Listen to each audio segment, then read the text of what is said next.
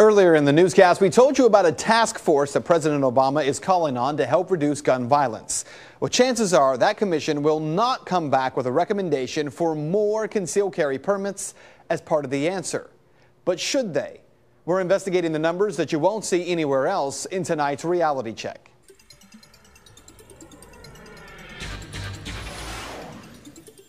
The debate over gun control is not new, but there is newer data that may show a direct correlation between concealed carry weapons and a drop in crime. Let's talk about the state of Ohio. I looked up the numbers on crime statistics from 1960 to 2011. Now, these stats give raw numbers, but what is surprising in those numbers is that between 2003 and 2011, even though the population rises for the state of Ohio every year but one, crime is steadily on the decline. So why take the years 2003 to 2011? Because it was in April of 2004 when Ohio passed its concealed carry law. So back to the crime numbers. In 2003, the year before CCWs were issued, there were 526 murders in Ohio, compared to 479 in 2010 and 513 in 2011. Forcible rapes, they were at 4,660 in 2003. But since the concealed carry permits began being issued, those numbers have dropped every single year but one. In 2011, there were 1,029 fewer rapes than in 2003. Aggravated robberies, well, those are also steadily on the decline.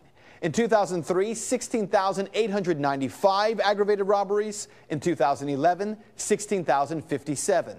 That's a difference of 838 aggravated robberies.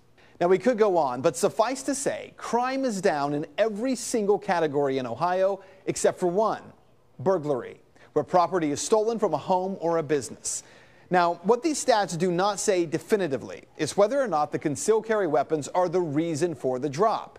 It is true the surge in permits issued does correlate to the drop in crime, and yet there's no way to know for sure what other factors could play a role. Okay, but even if concealed carry permits might be helping to lower crime, the president's task force is designed to prevent mass shooting tragedies. Can concealed weapons stop that?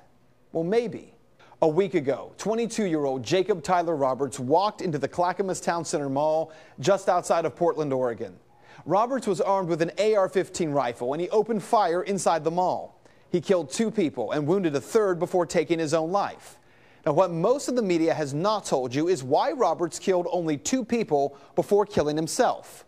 Portland TV station KGW has reported that another 22-year-old was in the mall at the same time.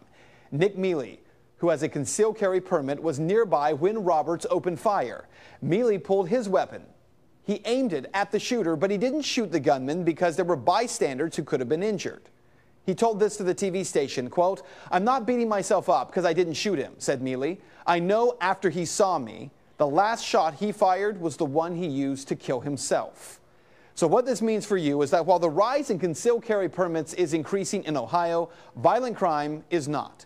And while media and politicians are demanding a serious debate on gun control, it is fair to ask, shouldn't a serious debate look at these kinds of numbers and ask whether more guns in the hands of responsible Americans is part of the answer?